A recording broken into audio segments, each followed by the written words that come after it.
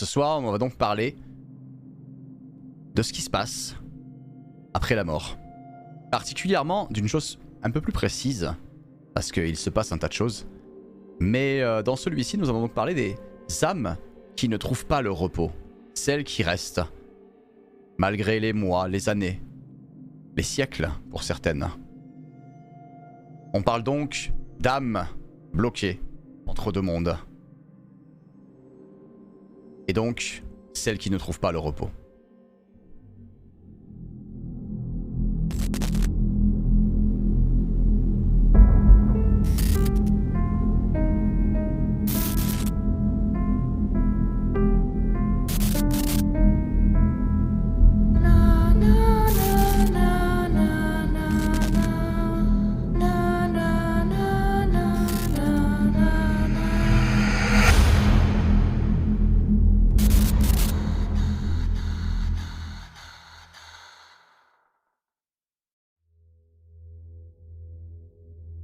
Dans la vie, je pense que ça t'est déjà arrivé, il existe des lieux où on se sent observé sans raison.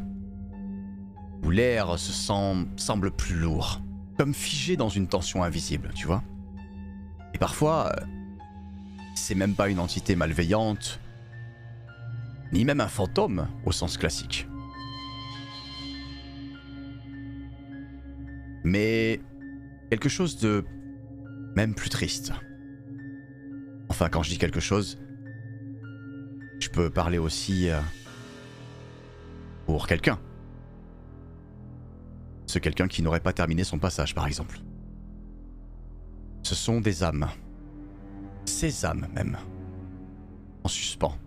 Celles qui attendent. Celles qui n'ont pas trouvé le repos. Celles que parfois on appelle perdues. Ou encore bloquées. Et leurs histoires, eh bien, elles sont partout.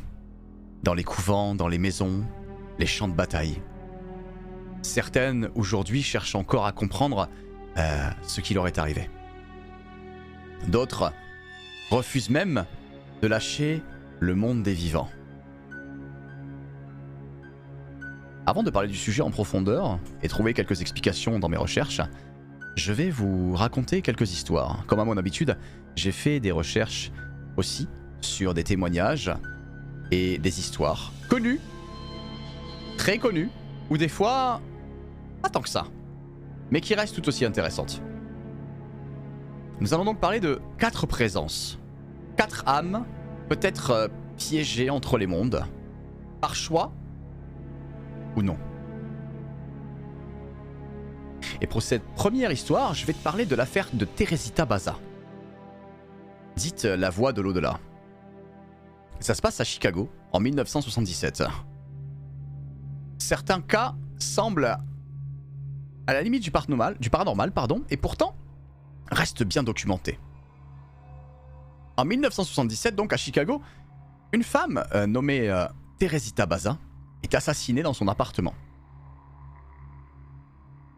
Le crime est brutal, extrêmement violent, sans mobile apparent. Pour les forces de l'ordre, c'est une impasse. L'enquête piétine. Beaucoup de temps passe jusqu'au jour où une collègue de travail de la victime, Rémi Bias Chua, fasse une déclaration pour le moins surprenante, voire même, selon certains témoignages, ahurissante.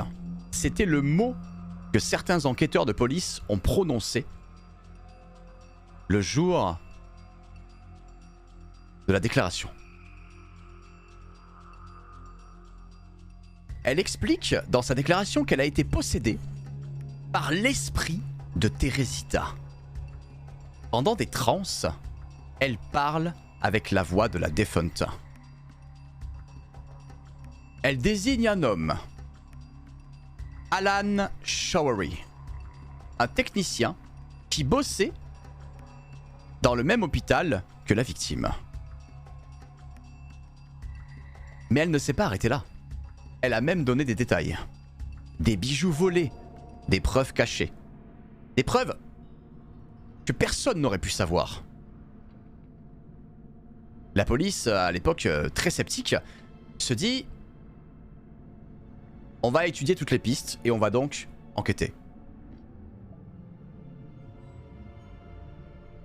Et le jour où la police fit son entrée dans le domicile de cet homme, tout ce que la collègue de Teresita a dit s'est avéré exact.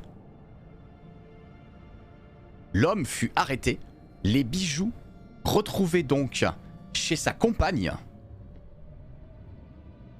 et tout ce qui était caché a été retrouvé sur les seules déclarations de l'ami de Teresita.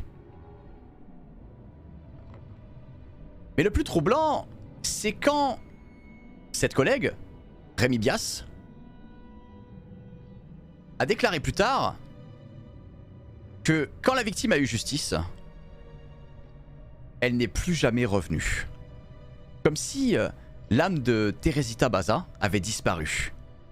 Qu'on entende sa vérité, qu'on rétablisse son honneur. Et qu'alors seulement, elle avait pu partir. Une errance courte, certes, mais une errance quand même, entre deux mondes, à la frontière de la mémoire et du visible.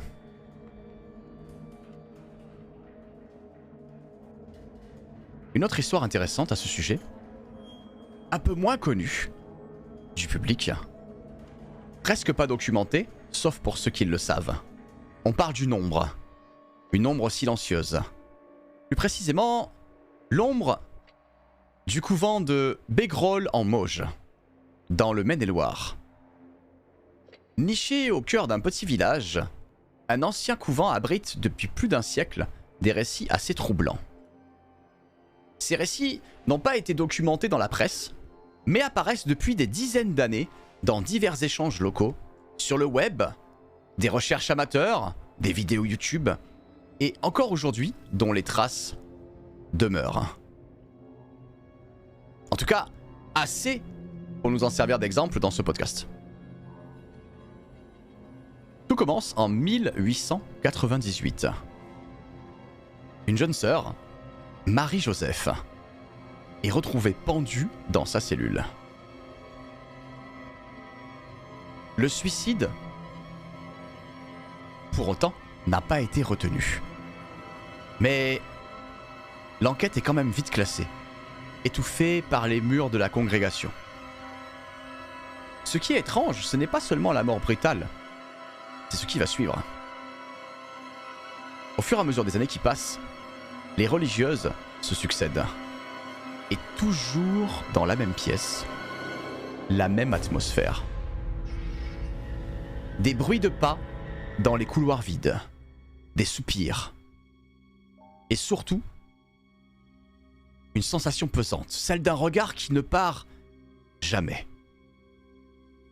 Une sœur raconte s'être réveillée en pleine nuit, incapable de bouger, les larmes aux yeux. Comme si quelqu'un était là. Pas menaçant, non.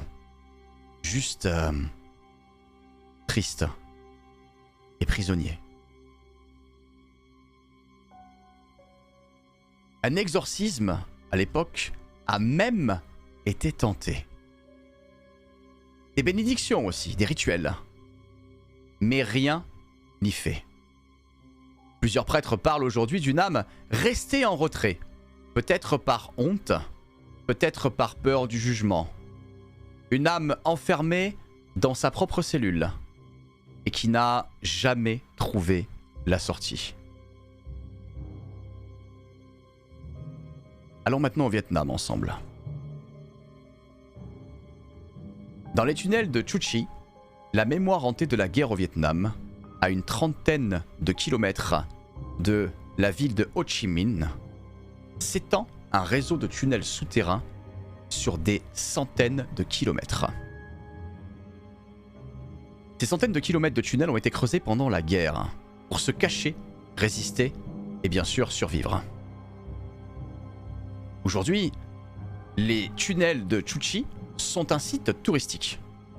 Mais certains visiteurs rapportent bien plus qu'une simple visite historique.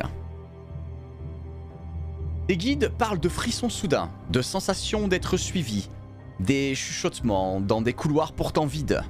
Des enfants qui pleurent alors que aucun n'est là.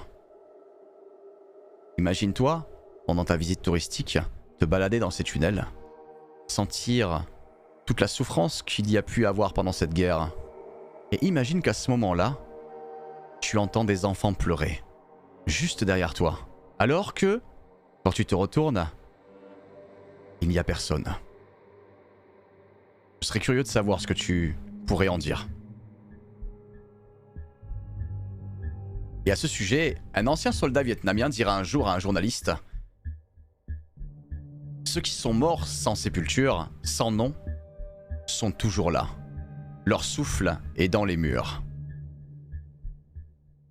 Dans de nombreuses traditions asiatiques, l'âme ne trouve le repos que si des rites précis sont accomplis. Sépulture, prière, puis offrande. Sinon, elle erre, condamnée. Dans ces tunnels, les morts ont été enterrés à la va-vite, parfois même jamais retrouvés. Et selon les moines locaux, certaines âmes n'ont jamais quitté le lieu de leur mort. Pas par choix, non. Mais parce qu'on ne leur a jamais montré le chemin.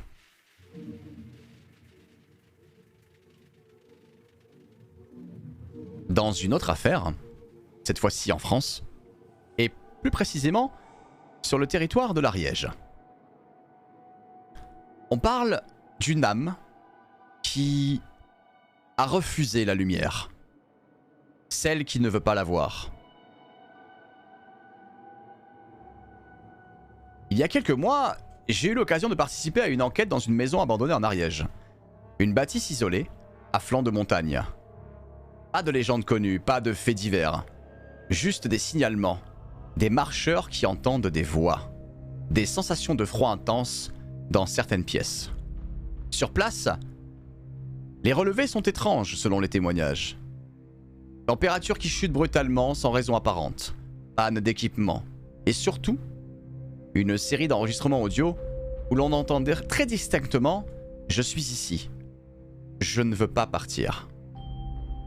Certains médiums de la région sont venus et ont tenté ce que l'on appelle une canalisation.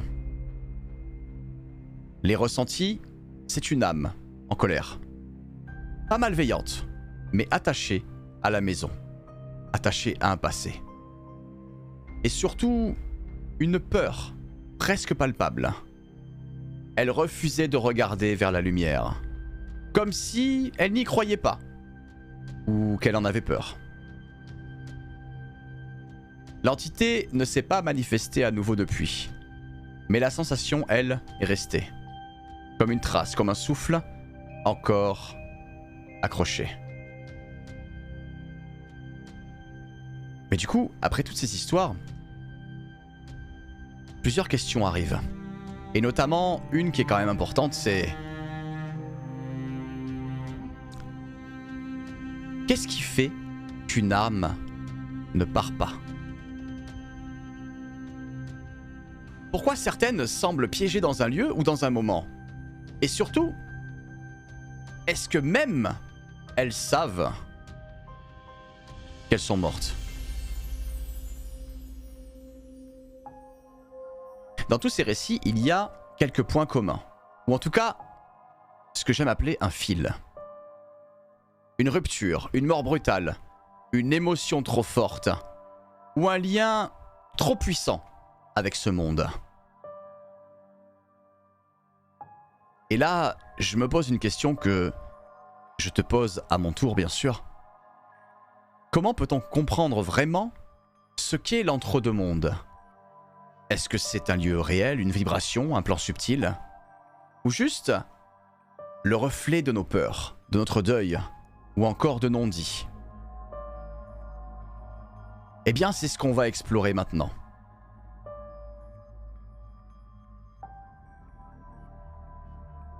L'entre-deux-mondes. Un terme étrange, presque poétique.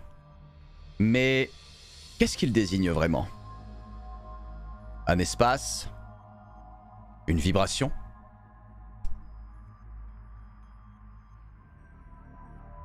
Une faille dans la conscience ou dans la réalité? Pour certains, c'est une image, pour d'autres, une certitude. Et entre les deux, des milliers de témoignages, des traditions millénaires à travers toutes les cultures, et des hypothèses, oui, scientifiques ou encore ésotériques. Alors, que disent-elles ces visions du monde? Et que peut-on comprendre de ces âmes qui semblent coincées ici ou ailleurs?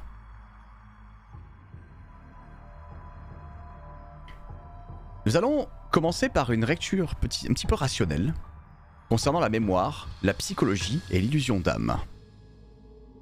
Donc on va parler un petit peu de ce que la science propose pour expliquer ces phénomènes. Selon de nombreux psychologues, ce que l'on perçoit comme une âme errante pourrait être une projection, une mémoire résiduelle ou un effet de notre cerveau face à un lieu chargé émotionnellement. C'est la fameuse thérapie de la stone tape. L'idée que les murs, le sol, les objets pourraient enregistrer des événements marquants et les rejouer comme un vieux film. Ce n'est donc pas une entité consciente, juste une sorte d'empreinte énergétique, laissée là, à travers le temps. Dans ce cadre-là, l'entre-deux-mondes n'est pas un lieu pour les morts, mais un espace psychique pour les vivants. Une manière de combler les vides, de faire survivre une présence. Souvent liée au deuil, à la culpabilité ou à des attentes inconscientes.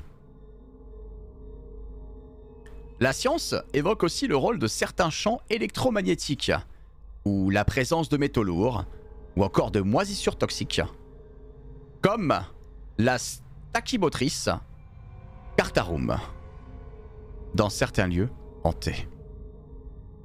Ils peuvent provoquer des hallucinations auditives ou visuelles, des troubles du sommeil, des sensations de présence. Enfin, il y a une chose importante aussi, c'est le facteur émotionnel. Un lieu abandonné, chargé d'histoire, plongé dans le silence. Le cerveau interprète le moindre bruit. Un craquement devient un pas. Un courant d'air devient un souffle. Pour ces chercheurs, les âmes errantes sont des fictions mentales.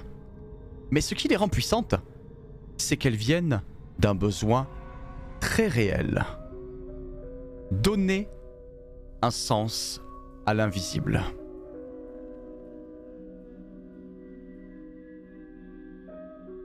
Dans la lecture spirituelle maintenant, on va voir ce qu'il se dit. Pourquoi une âme se bloque? Les traditions spirituelles, elles, eh bien, comme tu l'imagines, parlent d'autre chose, parlent autrement.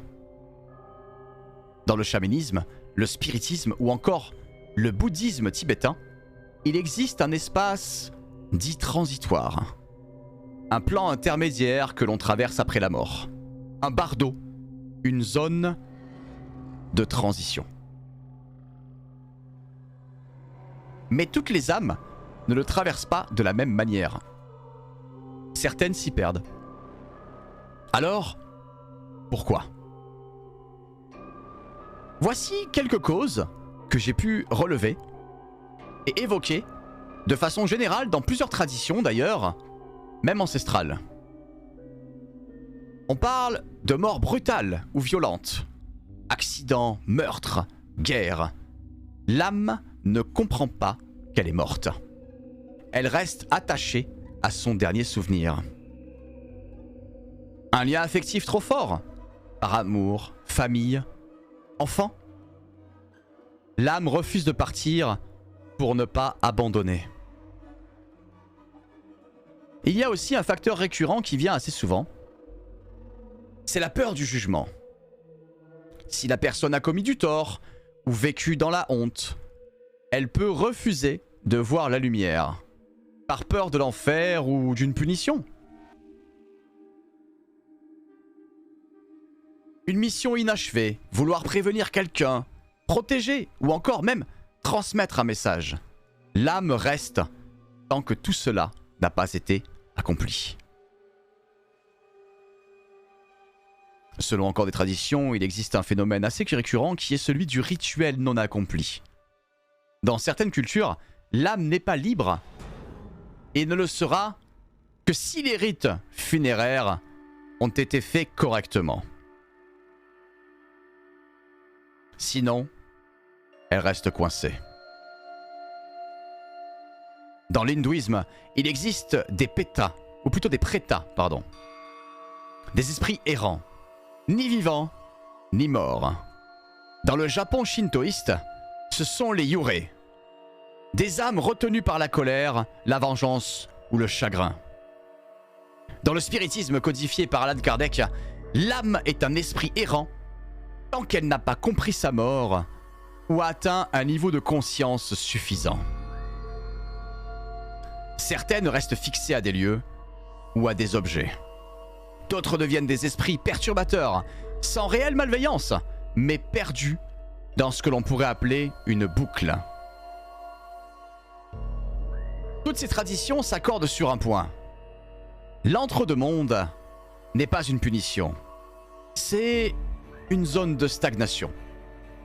Une âme bloquée, c'est une âme qui a besoin d'aide. Et là, je te pose une question. Et je ne sais pas si tu pourras y répondre. Mais combien de temps on reste bloqué? Ou reste-t-on même dans l'entre-deux-mondes? Voilà une question troublante. Est-ce que tu t'es déjà posé la question? Eh bien, la réponse, elle dépend bien sûr en partie du point de vue. Repartons sur notre notion de balance d'équilibre. Du côté scientifique, il n'y a pas de durée précise. Les phénomènes sont des boucles perceptives répétées par l'observateur. Mais dans les visions spirituelles, le temps, lui, est relatif. Certaines âmes passent plusieurs mois ou plusieurs années dans cet entre-deux.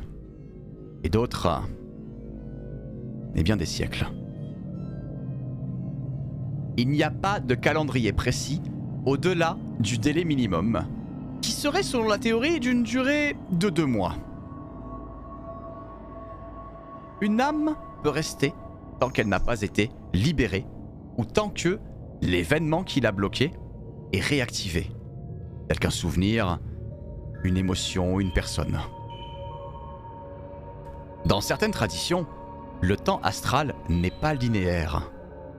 Une âme peut revivre sa mort en boucle ou être figée dans un instant. Comme une aiguille coincée sur une même note. Ce qui est sûr, c'est que certaines présences semblent vieilles, anciennes. Les enquêteurs parlent parfois de spectres de soldats, de la guerre de 14-18 par exemple. Et si vous avez eu mon enquête dernièrement sur l'ancien orphelinat, vous saurez de quoi je parle. D'enfants morts dans un incendie du 19e siècle. Ou encore de femmes noyées pendant les chasses aux sorcières. Et elles seraient encore là.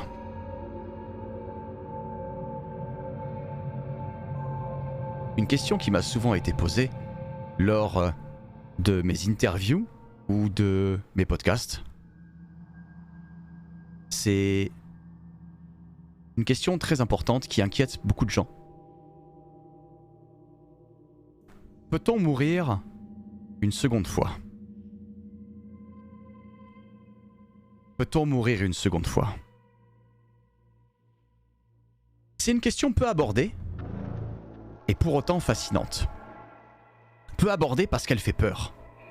Peu abordée parce que elle terrifie certains, indiffère les autres.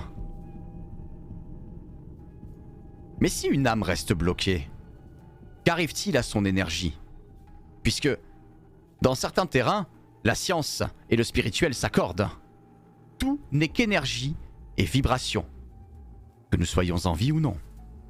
Alors, qu'arrive-t-il à cette énergie? Peut-elle se dissoudre, se perdre, s'user. Dans la mythologie égyptienne, il existe un deuxième trépas. Celui qui survient quand plus personne ne se souvient de toi. Quand ton nom est oublié. Alors, l'âme meurt pour de bon.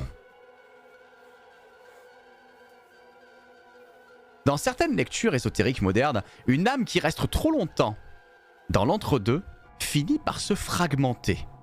Elle perd sa conscience et elle se dissout dans les énergies environnantes. D'autres parlent de métamorphose. Une âme bloquée pourrait devenir autre chose.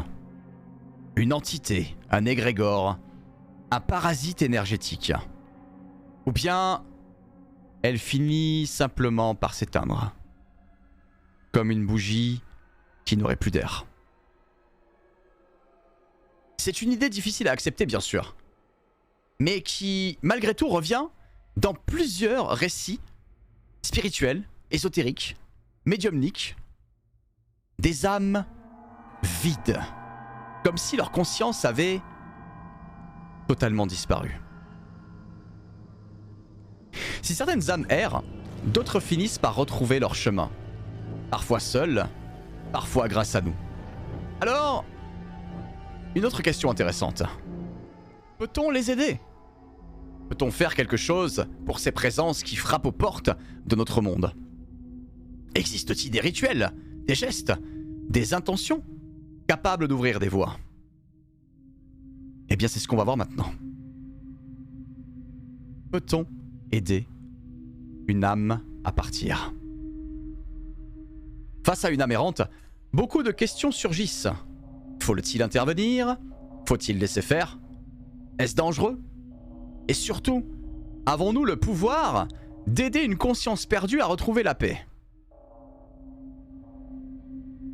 Depuis des siècles, les hommes ont tenté de 1000 manières d'accompagner les morts.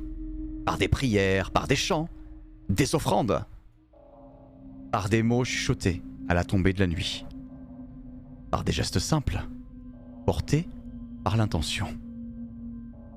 Derrière ces rituels, un même espoir, celui de tendre la main et d'aider à franchir un seuil. Le seuil. Parmi certaines pratiques et rituels qu'on peut connaître, il y a ce qu'on appelle les rituels de passage. Le rôle des vivants, dans presque toutes les cultures du monde, il existe donc des pratiques qui existent pour guider les âmes. Dans les traditions catholiques, on célèbre la messe des morts, les cierges allumés, les cloches qui sonnent, les bénédictions données aux défunts. Mais parfois aussi des messes dites de libération, destinées à une âme précise, restée accrochée. Dans le chamanisme, certaines personnes sont appelées des psychopompes, des passeurs d'âme. Leur rôle est d'entrer en transe et se connecter à l'âme errante, puis ensuite de l'accompagner symboliquement jusqu'à l'autre rive. Ces rituels se font souvent avec des tambours, des chants, des encens spécifiques. Il ne s'agit jamais de forcer, mais toujours d'ouvrir une voie. Dans le bouddhisme tibétain, on récite des prières pendant 49 jours après le décès, période pendant laquelle l'âme traverse les différents états du bardo. Ces chants visent à apaiser, à guider, à dissoudre les attachements terrestres. Dans certaines traditions africaines, des danses rituelles sont pratiquées pour libérer les âmes à une errance et rétablir l'équilibre entre les vivants et les ancêtres. Et dans le spiritisme moderne, les médiums dialoguent avec l'âme pour comprendre ce qui la retient. Souvent, il s'agit tout simplement d'écouter, de valider une douleur, de dire ce qui n'a jamais pu être dit.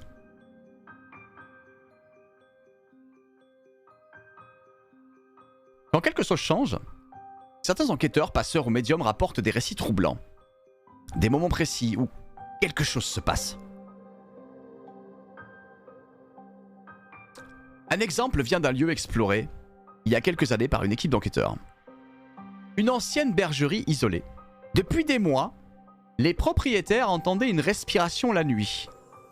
Toujours à la même heure. 3h03 du matin. Toujours dans la même pièce. Un médium local y est allé. Il a simplement posé une bougie, fermé les yeux et murmuré « Tu peux partir maintenant, tu n'es plus seul ». Pendant 10 minutes au total, un silence lourd et assourdissant. Puis, un courant d'air. Et après cela, plus rien. Ni voix, ni froid, ni malaise. La maison était libre. Ce soir-là, les occupants n'ont curieusement même pas eu peur. Ce que le médium a noté par contre, et qui l'a beaucoup touché, c'est que ils ont pleuré. Comme si une forme de paix avait traversé la pièce. Comme si un membre de la famille était parti pour toujours, en paix. Et ces récits sont très nombreux. Parfois, une simple prière récitée en toute sincérité suffit. Parfois, il faut des rituels complexes, mais toujours, l'intention est la clé. Certains disent que les âmes perçoivent l'amour, la lumière, la présence, et que c'est cela qui leur ouvre la voie. Dans tous ces récits et ces pratiques, il y a quand même quelques prudences à observer. Car il serait naïf de penser que tout est aussi simple. Il y a quand même des limites à respecter, des dérives à éviter. Car dans ce domaine, il y a aussi des excès. Beaucoup de personnes jouent avec le feu. Des médiums autoproclamés qui exploitent la peur des familles. Des séances improvisées sans protection ni compréhension. Oui, il y a des dangers. Car quand nous cherchons à communiquer derrière le voile, ce n'est pas toujours positif et ça ne se passe pas toujours bien. Alors bien sûr, ce n'est pas forcément des possessions spectaculaires comme dans les films, mais plutôt des intrusions émotionnelles, des projections inconscientes, des fragilités psychiques qui peuvent s'amplifier si le terrain n'est pas stable. Sans mauvais jeu de mots bien sûr. Par ailleurs, certaines entités ne sont pas prêtes à partir, ou ne le veulent tout simplement pas. Et tenter de forcer ce passage peut provoquer une tension, un conflit, ou même une aggravation de phénomènes. C'est pourquoi de nombreux praticiens recommandent toujours de protéger son espace avant toute tentative, de ne jamais invoquer et seulement accompagner, de rester humble. On ne libère pas une âme, on lui propose une voie, et c'est à elle de faire son choix. Et surtout, d'accepter que certains mystères doivent rester entiers. Car il y a une question importante à savoir, ou à se poser. Et si l'âme n'avait pas besoin d'être sauvée? Et cette question, elle mérite vraiment d'être posée. Si parfois ces âmes ne souhaitent tout simplement pas partir? Et si leur présence avait un sens, un rôle à jouer, ou même un choix assumé? Dans certaines traditions chamaniques, il existe des gardiens de lieux. Des âmes qui ne sont pas bloquées, mais qui ont choisi de rester. Pour protéger, pour veiller, ou encore témoigner. Dans d'autres courants spirituels, une âme peut revenir dans l'astral volontairement pour accompagner les vivants et les guider. Autrement dit, ce que nous interprétons comme une errance pourrait parfois être une mission. Cela ne veut pas dire qu'il faut tout accepter sans discernement, bien sûr. Mais cela invite à une posture d'écoute et de respect. Car peut-être que le rôle des vivants n'est pas de chasser les âmes, mais de leur offrir une reconnaissance, un écho, un passage, s'il doit se faire. Qu'elles soient perdues ou attachées, ou encore simplement présentes, les âmes bloquées dans l'entre-deux nous posent une question. Et si l'au-delà n'était pas si loin? Et si, dans certains cas, Il suffisait d'un mot ou d'un regard pour éclaircir le chemin. Nous allons maintenant conclure, mais pas en fermant une porte. Plutôt en la laissant entrebâillée. Dans l'invisible au seuil, il y a ces histoires. Quelque chose de profondément humain. Quelque chose qui parle de nous, de nos peurs, de nos attachements ou encore de nos silences. Les âmes errantes, ce ne sont peut-être pas seulement les morts. Ce sont nos mémoires figées, nos douleurs non digérées, nos mots jamais prononcés. Elles flottent quelque part dans cet entre-deux que l'on ne voit pas, mais que l'on ressent. Au détour d'un couloir vide, dans un rêve des fois un peu trop réel, ou encore dans ce petit frisson que tu as ressenti juste avant de t'endormir. Et si l'entre-deux n'était pas un lieu maudit, mais plutôt un appel, une invitation à écouter ce qui n'a pas pu être entendu avant, à accompagner, sans jugement, mais avec respect, à ouvrir une porte, même si l'on ne sait pas ce qu'il y a derrière. Chaque culture, chaque époque a raconté ses passages, ses guides, ses âmes qui cherchent. Et si nous ne pouvons pas répondre à toutes les questions, nous pouvons au moins parfois être ce point d'ancrage, ce témoin, ce que j'aime appeler cette lumière dans l'obscurité. Parce que parfois, il suffit de très peu pour qu'une âme cesse d'errer et retrouve enfin son chemin. Merci à tous pour votre écoute et vos messages. Comme d'habitude, si cet épisode vous a parlé, n'hésitez pas à vous abonner à ma chaîne Twitch ou à mes chaînes Spotify ou YouTube quand la rediffusion sera mise en ligne. Mais j'ai quand même une question à vous poser. Est-ce que vous avez déjà ressenti une présence familière ou non? Pensez-vous que certaines âmes peuvent vraiment rester bloquées? Bien sûr, sur les rediffusions, vous aurez les sources citées en description et sur l'article de mon site web. C'était Ellie, et vous étiez dans le talk paranormal. Gardez la tête froide et le cœur ouvert.